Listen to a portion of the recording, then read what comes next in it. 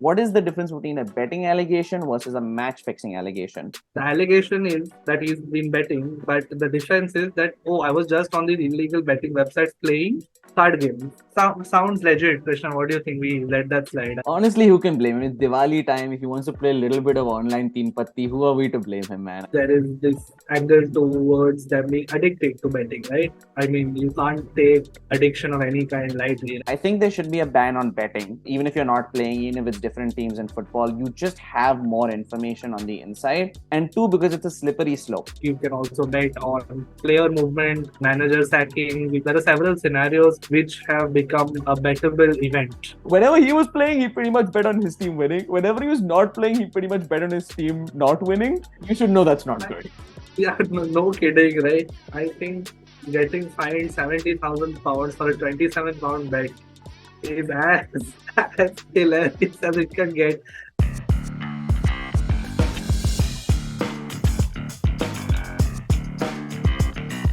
Hey everyone, and welcome back to another episode of All About Sports, the podcast by the fans, for the fans. In this week's episode, we're talking all about betting. We're going to talk about the betting scandals that have occurred, some of those that have occurred recently, including Toney, as well as Sandro Tonali. We're also going to look back a little bit in the history of betting in football. Again, we're going to focus a little bit more on betting scandals, so not on match fixing. So some of the nuances we'll get into as well during our conversation of what is the difference between a betting allegation versus a match fixing allegation. Today, you're joined by two of your co-hosts, which is myself, Rishabh, and Aniket Gui. Hello. What is And up? before we dig into this week's episode, though, a quick reminder of last week's episode. We did kind of a two-episode summary of what we think about the future of cricket. What is the future of cricket looking like in terms of format? Are we going to see more Test cricket, more T20 cricket, ODIs? How the shorter form of the game is kind of impacting the sport in general, and then also some of the push and pull that's happening between club cricket and international cricket, and some of the tensions that are being faced by players who have to make a decision between those two. So check that out as well. With that, Gui, let's get into this week's episode, all about betting allegations. It's one that is kind of rocked football this year, specifically because of a big name, which is Sandro Tonali, in association with a betting scandal that actually started before he joined Newcastle, while he was in the Serie A playing for AC Milan. Gui, can you just give a rundown of what's going on and what is the impact for Newcastle this season? Before I give a rundown for everyone who has tuned in, we're recording this a day after the VAR shit show, which was Newcastle versus Arsenal. All right. So I am extremely pleased to say that Newcastle got temporarily robbed of 70 million. All right. So I'm more than happy that one of their most expensive signings can't play for them this season. All right. We needed the counterbalancing force of the two United fans on this podcast to counterbalance some of our frustrations. I think may not have been the best thing in hindsight to have a podcast that's centered around Newcastle right after an Arsenal Newcastle game. But anyway, such is life. I will set aside my frustration with that game. Anyway, I mean players involved in a betting scandal of late. Biggest name I'd say Sandro Tonali, who again had to leave the Italian national team camp, also suspended, I think, for what, 10-ish months? 10 is the right number, I think. Ivan Toney was recently suspended for 8 months. Although the probe into the Tonali betting allegation is slightly wider, there are more players involved. That probe is still ongoing. I think Nicolo Zaniolo was also a part of it. And I think there's another prominent Italian player. I think a Juventus player. So I think there is also a Juventus player involved in the same racket, so to speak. All right. Tonali has also bet on his own club. Now, there are different fines or different lengths of suspensions for betting on your own club versus betting on different clubs. What has Zaniolo done and why is his ban not already crystallized? Because the allegation is that he's been betting, but the defense is that, oh, I was just on these illegal betting websites playing card games. Okay, online card games. Okay. Sounds legit. Sounds legit, Krishna. What do you think? We let that slide and let Zaniolo play for Aston Villa. Like, Honestly, who can blame him? It's Diwali time. If he wants to play a little bit of online Teen Patti, who are we to blame him, man? I forgive Zaniolo. I'm sure it's because of Diwali. That is the only reason he was on. Krishna, where did you track his Indian heritage to? So I think you touched upon what is already an important difference, right? Match fixing versus betting, completely different thing, right? Match fixing, both I mean, you're trying to alter the result of a game, not alter, trying to dictate the result of a game well in advance, all right? Betting, on the other hand, there, I mean, you could place a bet on Said Benrahma scoring a screamer in the 65th minute with his head. I mean, there someone will give you odds for that. All right. Of course, I think these are things which have slowly developed into the game in the last 15-ish years. All right. I mean, I have watched professional sports for at best 23, 4 years. First 10 years, obviously, no clue that, oh, this can be rigged. WWE is fake. Who nobody told me. But yeah, to come to the thick of it, what do you think? Betting on your own team versus betting on other sides deserves a different form of ban? Yes or no? Like, I could be playing I mean, I'm betting on my own side, but I'm not part of the team. Say I've been injured. I agree. I think the ban punishment should be different, but I'm weirdly in agreement. The timeline is kind of confusing, right? And it's hard to get an exact number on how long the punishment should be. But I think there should be a ban on betting, no matter what the context of the game, right? So even if you're not playing, even if it's different teams in football, you just have more information on the inside. And two, because it's a slippery slope, right? Even if you say, oh, I'm not betting on my games, it's a very slippery slope to start betting on your games. But I'm also in agreement that there's a big difference between betting against your team and betting for your team, or betting on something very specific in your team that maybe you can't control. And I actually love that you brought that up, because one of the reasons that Tonali, you would think if you're match fixing, you could get honestly a lifetime ban. You can be completely ruled out from the sport altogether.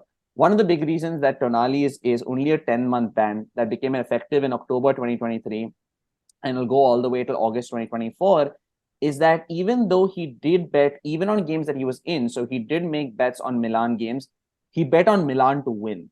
So, I mean, he should be trying to win the game either way. I doubt like he's trying to win the game because he took a bet on Milan. So that was kind of one of the reasons why it wasn't considered, it wasn't considered match fixing per se. He was sort of, rooting for his team. The one additional nuance with him also is that in addition to the 10-month ban, he does have to do 8 months of rehabilitation work to basically work on a gambling addiction. I'm not entirely sure if I don't know if he has a gambling addiction, but I think it's just considered that something you have to do. Okay. And then it's like this. Exactly. So I think it's totally like a 18-month, 18-month period that he has to be doing something or the other for, but football ban is only 10 months. But I think going back to your initial point, Gui, I think, yes, the stakes should be different. It is different to bet against your team versus betting for your team. And it is different to bet when you're not able to control the results. But I still think there should be a punishment. Like I understand the rationale for why the punishments exist. And I still think there should be, some kind of repercussion. Okay, so then I would like to gather your thoughts on Ivan Toney's punishment. All right, he is similar length of punishment, 200 plus breaches. All right, his like the ban or suspension period or what I mean, I don't want to say punishment as such. The punishment was kind of say softened in a way, considering the age at which the breaches occurred. Saying he's 27 now, he has engaged in it, say like for the last 3 or 4 years. So he was far too young to understand the implications of what he is doing. Is sort of one of the reasons why the punishment was softened a little. What are your thoughts on that? Like, I mean, this is completely arbitrary, right? Who's to say that a 23-year-old isn't mature enough to know what they're doing? Also, Ivan Toney, yes, different rules sort of for when you're betting for your team versus against. Ivan Toney has bet against his team a few times, right? Also, by the way, like if you're comparing who's done the most betting, Ivan Toney is probably at the top in all the names we've thrown in today. He has bet, I think, while he's played for 3 or 4 teams, He's bet on all of those teams' results going either way. He's bet on himself to score. It's more broad range as compared to, say, Tonali betting mostly over AC Milan games.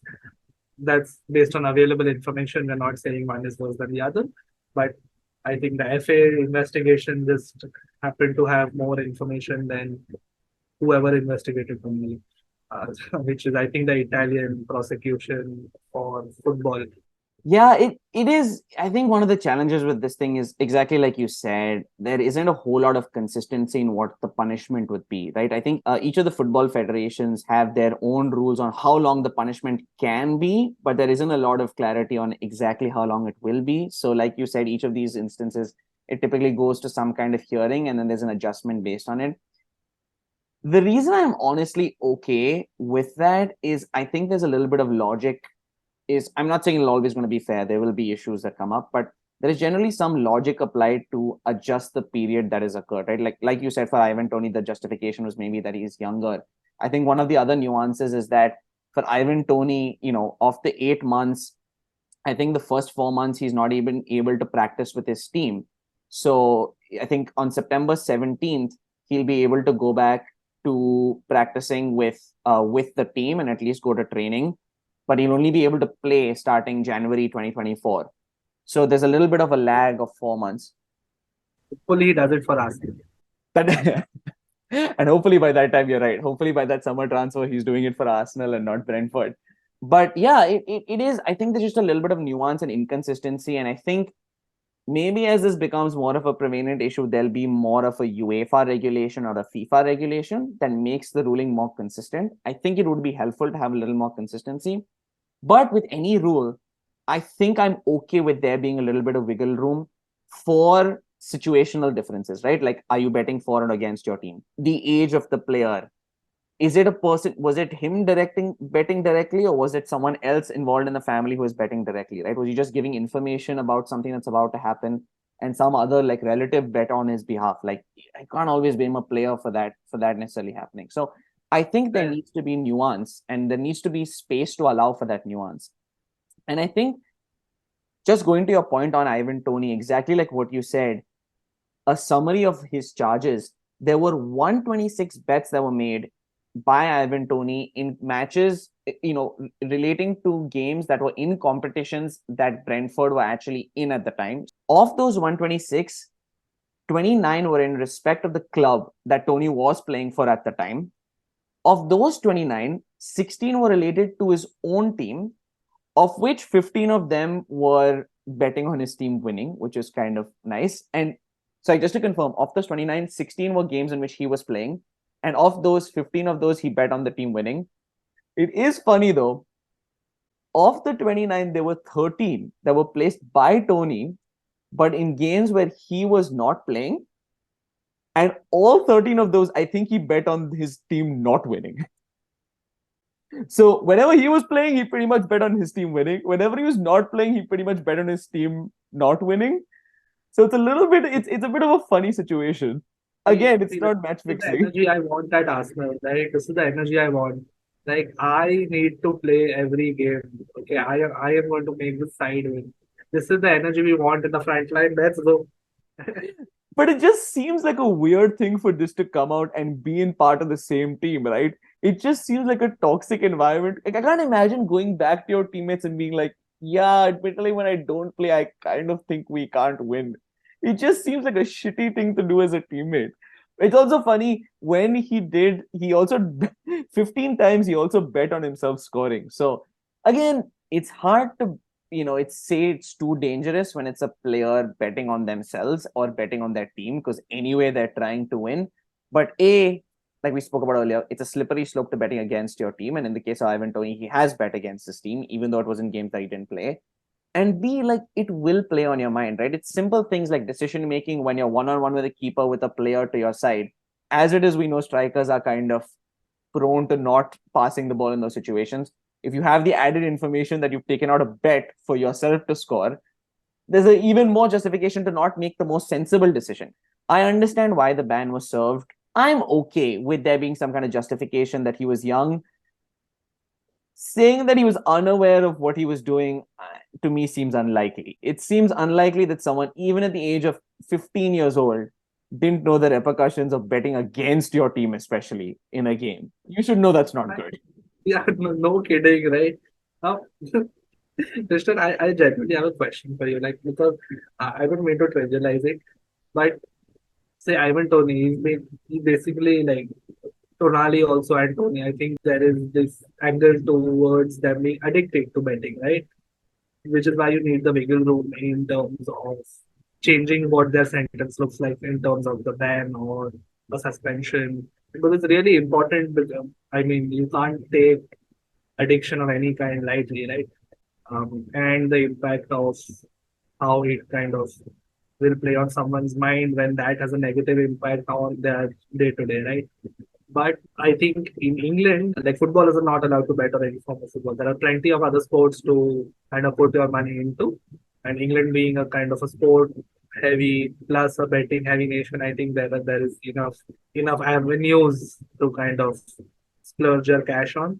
This is why you kind of say, it's a slippery slope to betting against your own team because you would probably want to bet where, you kind of have a, how do I put it, vested interest, which is where I think the Ivan Toney kind or even the Tonali type of situation is much more difficult than say like betting on a third team altogether.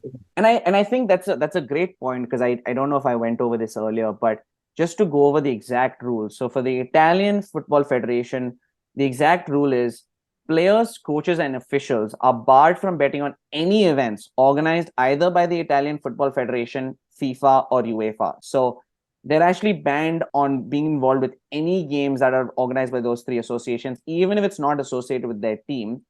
And anyone found to contravene with that code can be banned for up to 3 years and face a minimum fine of 25,000 euros. So I think they've tried to make the rule as broad as possible and have as broad a punishment as they can possibly provide. But then, like you said, when there are nuances like Tony's and Tonali's instance, they're saying, okay, we're not going to give you 3 years for this. We'll shorten it a lot. But the rule is that you can bet on nothing related to basically football across the globe is essentially what it is. And the rule for English football is you cannot bet on football for basically any football that's related to the English Association. So you can't bet on the Premier League, you can't bet on the English Football League, National League. And for women, I don't think they can bet on the Women's Super League and the FA Women's Championship level, as well as those at the clubs in the Northern, Southern, and Isthmian leagues. And all other participants would not fall in the category below. I don't even know what that means. No, I think they have a cap. Like I think it's the fourth tier or the fifth tier. Below that, it's kind of open to betting. That makes sense. Like you could bet on your local pub, like your local pub is playing another pub, like you can probably bet on that. That's like not the end of Yeah, the world. but you can't do what Kieran Trippier did or what Daniel Sturridge did, which is pass insider information. And we'll get into that because that's actually the way I'm going to segue. I'll just finish off this one point though, but continue with the England rules. In addition to betting on any domestic tournaments, there is also a worldwide ban on betting on any other football related matter. So you can't bet on the transfer of players, the employment of managers or team selection, or the passing of inside information to someone that uses the information for betting remains. Oh, sorry, betting remains for betting. I started reading the next sentence on. So, Gui, that's actually a great segue into two cases that you started to bring up right now. Can you give a bit of a description? Because those two are slightly different than this one, which is more about betting on the outcome of a game or on specific instances within a game. Can you describe what happened to Kieran Trippier and Daniel Sturridge in the past that are a slight variation of betting that caused issues? Yeah, so one would imagine that betting is very straightforward, right? One team's winning, other team's losing, or it's a draw. So you have three outcomes. But no, there are odds on a player scoring in the first half, second half. First player scores first, then the two wingers score one each, and then the striker doubles up, and then there is a goalkeeper who has headed it into his own net. All of you can so there are accumulator bets. There are bets on like several situations, one after the other, in which the odds are quite high. So Similarly, I think you can also bet on player movement, manager sacking. There are several scenarios which have become a bettable event, so to speak. So Daniel Sturridge and Kieran Trippier involved in almost an identical situation where they passed on information to their brothers. Okay, their respective brothers, not each other's brothers. So their respective brothers. That would have been wild if Sturridge was flagged for messaging Trippier's brother and Trippier for Sturridge's brother. I don't think anyone was thinking that, Gui. What a wild thing to call out. You know, the point being, it would have been a punishable offense either way. Okay, like you can't. Good point, I guess. So you can't. So they were both caught passing information about probable transfers of their own selves. In which case they were fined quite a hefty amount. I think Kieran Trippier was fined like somewhere in the range of £70,000, which is probably half of what he makes at Newcastle. So it's okay. In a week. Sorry, in a Yep. week. Yep. Let me make that very clear. So, that I do not believe that Newcastle players have been fined appropriately. Uh, Please, just in case you missed the first half, somehow stumbled onto the podcast after 20 minutes of us having been into it. I do not like how the Newcastle and Arsenal game played out. Okay, just putting it out there again. The TLDR is Arsenal just lost to Newcastle 1-0, a day before we're recording this. So there's a lot of Arsenal hate from the two Arsenal fans here. There is a lot of who hate. Oh, I thought I said Newcastle hate. What did I say? Arsenal hate? Oh, sorry. Edit. Newcastle hate. There we go. So yeah, I think that's kind of ridiculous. It's like saying, you know what, I'm going to switch jobs. Bet on me, bet on me resigning this week. I mean, you're kind of like giving very straight up information. I guess that in a football transfer situation, there are a lot more nuances. Like the other team agrees fees, you agree your salaries, and all those things may or may not play out. Which is why the bet is existed in the first place. Otherwise, you're just passing downright information that this is happening. But still, it's kind of you are rigging the field. So I think they were fined appropriately. Fined appropriately in the sense that a fine and a suspension is correct. Can't really comment on the specifics of the length or the value of the fine because then what does it matter to Premier League players who earn thousands and thousands of pounds? So that doesn't matter. I think the length of the suspension is more important for them and the club. I think Trippier, much like Tonali, was at a different club when the fine or when the suspension kicked in, right? So I think that doesn't really play out well for the club who kind of buying into your services. Sturridge also had like kind of an extension on his suspension, like the period was kind of tweaked for whatever reasons. And I completely agree with you. I think they're completely justified. I mean, of course, you can't bet on something that you know already beforehand what the outcome is going to be. Just to provide a super quick summary, exactly like Gui mentioned, for Trippier, $70,000 fine, as well as a 10-week suspension. And it was in association with his transfer from Tottenham to Atletico Madrid. For Sturridge, it was initially supposed to be a 6-week ban and a fine of 75,000. Like Gui said, it was adjusted to be a 4-month ban and a 150,000 pound fee that he had to pay. And it was in relation to a possible transfer to Sevilla that he was going to make. I think at that time he was playing for Liverpool. So I think it was between a potential move from Liverpool to Sevilla in 2018. And at the time when it finally came about that he would get a suspension, he was playing for the Turkish club Trabzonspor. I've heard this team, but I don't know if I've ever to say it. Trabzonspor, and he basically, through mutual agreement, they both decided to get out of the contract. So both of them related to transfers. What I do love about the Kieran Trippier incident was his argument was that it was just a WhatsApp group between his friends and it was just a bit of banter. And the conversation, Gui, I'm just going to go through over one of the text messages, which is just, he basically, through mutual agreement, they both decided to get out of the contract. So both of them related to transfers. What I do love about the Kieran Trippier incident was his argument was that it was just a WhatsApp group between his friends and it was just a bit of banter. And the conversation, Gui, I'm just going to go through over one of the text messages, which is just, it's just so British because I didn't even understand what they were saying. The conversation is from his friend. Shall I lump on you going there? Trippier, can do, mate. Friend responds, 100% trips? Trippier, yeah, mate. Don't blame me if something goes wrong. It shouldn't, but just letting you know. Trippier then adds, lump on if you want, mate. I literally didn't even understand what the hell they were saying, but apparently lump is a phrase that is a word that is used for betting in the UK. And that was basically the conversations that came up. And so apparently the next day, another friend sent a message saying he's got odds of 6-1 on that transfer from him transferring from Tottenham to Atletico.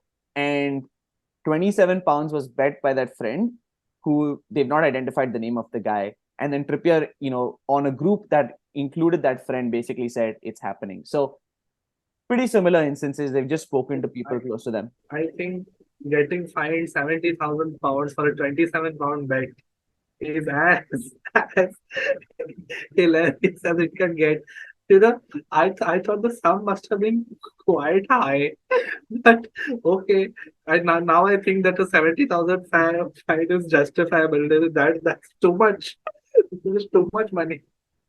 You know what's hilarious? Now that I think about it, yeah, that's such a tiny bet. Even 6-1, that's like a little over £150. Like, it's really nothing. It's really not a whole lot to like write home about. What's hilarious is they do say, but there were two follow-up bets made for £42 and £50. So still not like insane amounts per se. But admittedly, they did get a little bit bigger, where there were two further bets made later on that were £22, £20, and then £300. Again, not really much compared to salaries. Like £300 is probably the biggest one, but I guess it's more of the sometimes the idea is worse than maybe the actual cost. I don't want to be rude, but Kieran Trippier's friends don't seem to be doing too well financially. Like maybe you should fund their bets. Like, what the hell? £22? That's a really good point. I can't imagine how annoying, even though I know Trippier earns a lot of money, I can't imagine the frustration of him learning that he has to pay a £70,000 fine on what were basically bets all generally between the range of 20 and £60. That must be the most frustrating realization. Admittedly, I think the Sturridge one, if I'm not mistaken, was a little bit more intense. I'm trying to see if they have the exact amounts.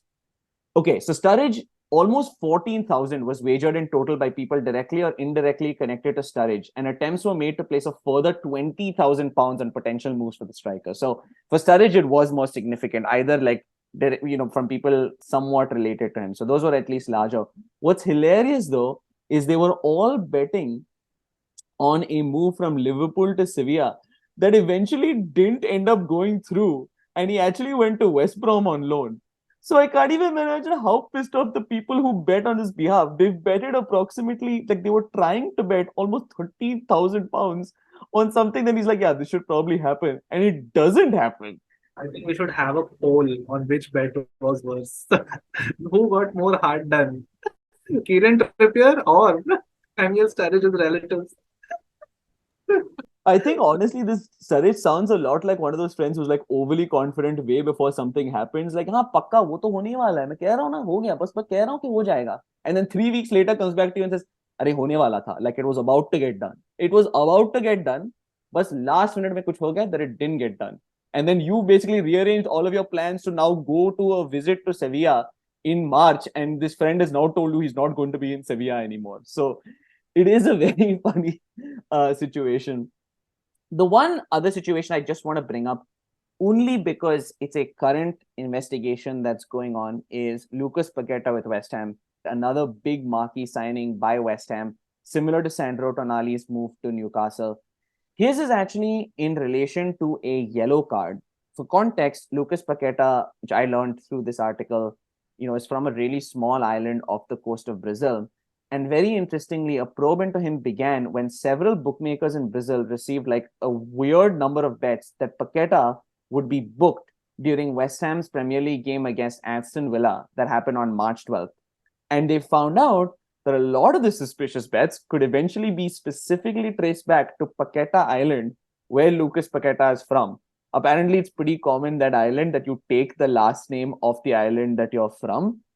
So in general, apparently, a lot of betting companies, any yellow card bet from a new account automatically triggers a warning within these companies' as monitoring systems. And apparently, a bunch of new accounts had been opened and created just to specifically make this yellow card bet. What was interesting is Paqueta, of course, was booked with 20 minutes left in West Ham's game. And I think, if I'm not mistaken, he hadn't had that many yellow cards leading up to the game. Oh, and he signed last season, if I'm not mistaken. So it wasn't like a regular yellow card. He signed last season? Maybe season before? He signed August 2022. So last season.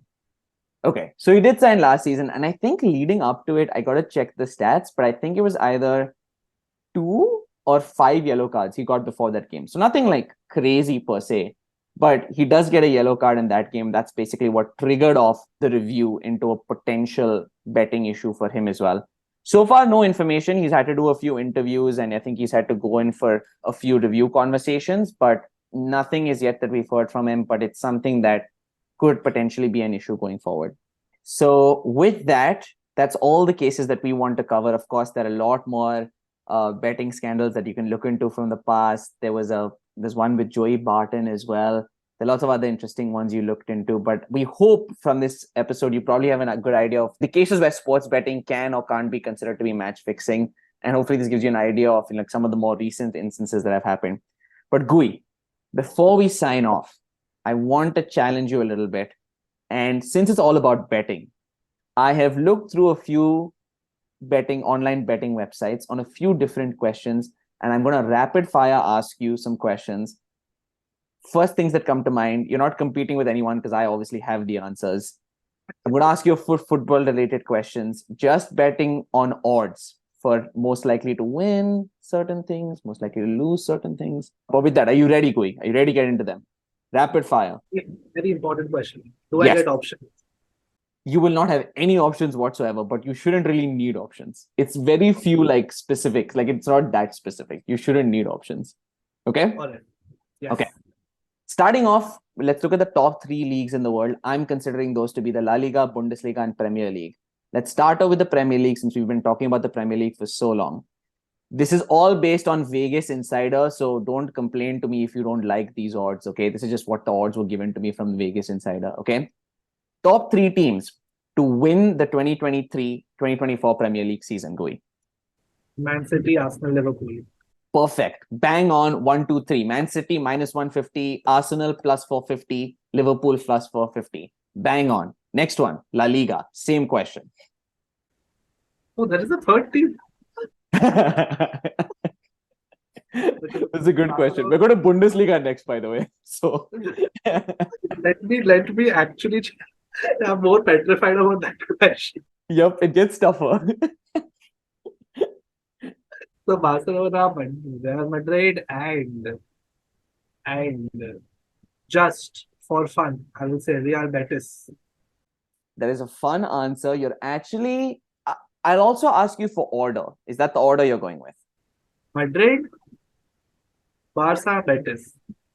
Perfect. That is absolutely correct. Real Madrid minus 163, Barcelona plus 225, Atletico Madrid plus 500. I think your heart of hearts, you knew it was Atletico, but just for fun, you switch it up to Betis, which I appreciate. We got a new team in there. I like to hear that. Actually, I'm going to ask you a fourth one after this, but okay, Bundesliga next up. Gui, Bundesliga. Bayern, Munich. Then I will say Are you really asking it with a questioning tone that it's Bayern Munich one? Yeah. Bayern Munich, Leverkusen, and Dortmund. Gui, perfect. I'll be the first to admit I would not have considered Dortmund to be third, especially given how their last season went down to the wire in the last game. But you are fucking bang on. Bayern Munich 1. minus 334, Bayern Leverkusen 2, plus 350, Borussia Dortmund 3rd. You are on a roll, except for Real Betis. That one we'll throw to the side. Last one amongst these types of questions. Top 3, Syria. So not Inter Milan. Can I? You can say whatever you want, baby. this is actually the least interesting one. I have zero interest in answering this question. But I will say that it's a league which I don't watch. That's I fair. mean, I don't really watch too much of it either. But I feel like it is probably the most competitive right now, weirdly. Like competitively bad. Like that I think it's one of the worst leagues, but it is the most competitive in terms of who's going to win it. Right? Especially with City's dominance in the Premier League. I'm just going to say like legacy team. So AC Milan, Okay. Roma, and let's name a fun Italian side. Okay, nothing's coming to mind, so I'll just say Juventus. You What is a are fun? What is a fun Italian side? There is no such thing. I was gonna say Atlanta. I feel like Atlanta is kind of fun with Gasparini. They had that like one run in the Like Napoli, once upon a time was a fun Italian side. Like yes. when Cavani played there, Yeah. Cavani had era, so to speak. But like, I feel like this era is considered to be fun, I guess, only because they won last year and then they have Osimhen. Again, I don't watch any Italians. I don't watch much Serie A, to be honest, but theoretically, they seem fun. But I will admit, Gui, this is the one where you did fall off the bandwagon. If you were making bets, which I assume you wouldn't because you don't follow, like, neither of us watch too much Serie A. This is the one where you're kind of wrong. You did get number 3 right, which was Juventus, but it was 1 Inter Milan, 2 AC Milan, 3 Juventus. Inter minus 110, AC plus 275, Juventus plus 350. So not bad. Honestly, you're not too far off in your defense. I'm going to switch now to specific questions on the Premier League, and I'm basing this on FanDuel. So again, if you have issues with it, I don't really who care. do I complain to, Krishna? Who do I complain You to? know There is what? no You association. can go to FanDuel's customer service and log in your complaints there and wait for a response on that. But Gui, I think some of this is pretty straightforward. Golden Boot in the Premier League, top 3. Ooh. Salah, Haaland, and maybe Son. And give me an order. Salah, Haaland, Son. Really? Well, you were correct in the top 3, but the odds were, are you not picking Haaland first? I mean, to be honest, it's your guess. You get to pick what you want. But you have the right top 3, which is Haaland, Salah, and Son. But the order is Haaland first, minus 380, Salah second, plus 650, Son third, plus 1,200. Do you have a guess for any of the next 3? If you get any of the next 3, it is a bonus point for you and congratulations. You're not competing against anyone, but Okay, I'm not gonna ask for hints. just throw it out. I'll give you one. The only hint I'll give you is that of the next 3, only one is from the traditional top 6. Traditionally there was no top 6. Let's begin there. That's a good point. The neo-traditional top 6. Okay, none from the top 6. So Ollie Watkins. Bang on. Who else? Only one from the traditional. Only one from the traditional top 6. I don't know what you meant by when the first time you said it, but this is what I understood it to be. Like there's Okay. just one of the next 3 is from the traditional top 6. Okay, let me guess the traditional one. Okay, I'll say like Golden Boot, run, maybe. I don't think anyone's putting Jesus or Saka there, but maybe I don't think Martinelli is getting a shout either. Actually, I don't think any of the Arsenal boys are making it there. Uh, who else plays in City who scores as many? I don't think. You are getting warmer with the team you went to. Oh, And it is live, so I checked it today, and it does take into account the fact that people have already scored a little bit. already scored like World Cup winner in City. I don't think of him very often. To be honest, he's not the first person that comes to Julian mind. Alvarez is on it. Surprisingly, 4th is surprisingly on because I think he scored 3 already. So it might just be influenced by the fact that he scored. And number 6, which is kind of not surprising, is Alexander Isaac. So Isaac. There we go. Okay, now the one that's a little more depressing, but it's sad to do it this way, but we're going to finish off with these last 2 questions, which is Likely to get relegated? absolutely, you got it. This one comes from independent betting. So again, do not blame me. Okay, Luton's probably going down. Burnley also, I think, are going down. I don't think Company has a way to do what he did in the championship. I think Forest will stay up, but then the question arises who's going down. I'll say Sheffield. There I we will go. say I think that's the one that is actually first is Sheffield United, then Luton, then Burnley. Good call out on Burnley. It is kind of strange because I do feel sad because I sometimes like the way they play. no, that does not hold true for me. I do not like the way they play, but I'm just surprised that with the kind of performance they were putting it in the championship, Mm-hmm. yeah, they seem so lost in the Premier League, which has not been the case with Burnley because they've always been a side with very seasoned players and a seasoned manager, and they do trouble most teams.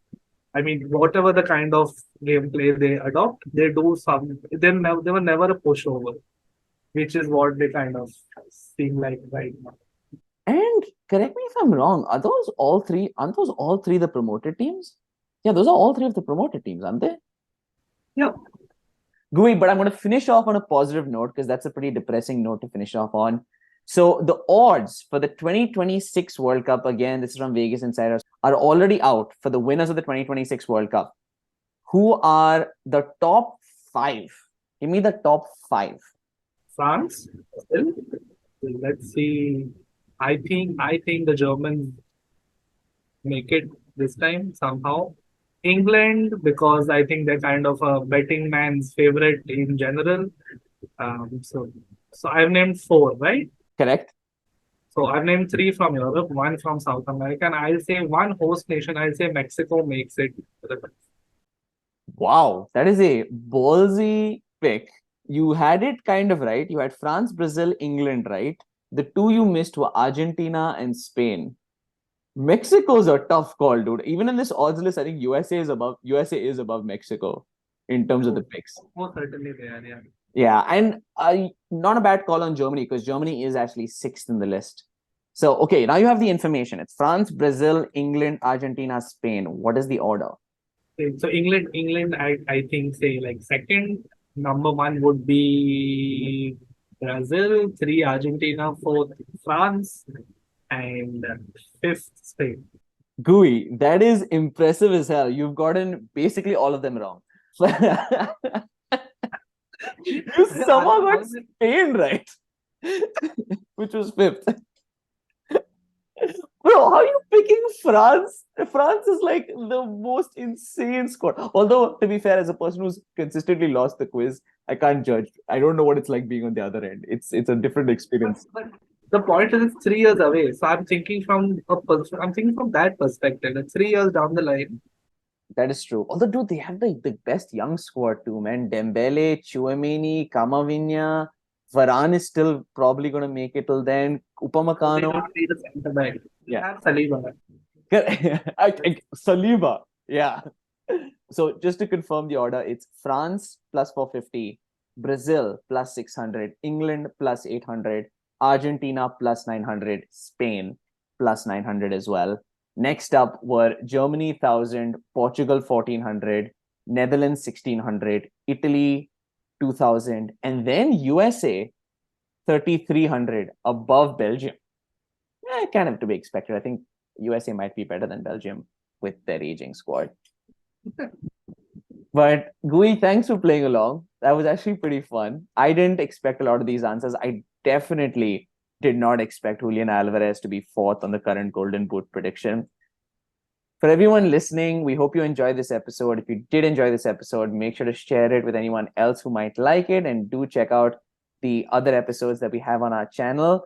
But with that, we're signing off with this week. Have a great rest of your week. Take care. If you like this episode, make sure to leave a like and share it with anyone else who might be interested. You can also subscribe on any social media platform that you prefer, and all our links are in the bio. We also have a website with all our episodes as well as blogs and a whole lot of other sports content, so make sure to check that out as well.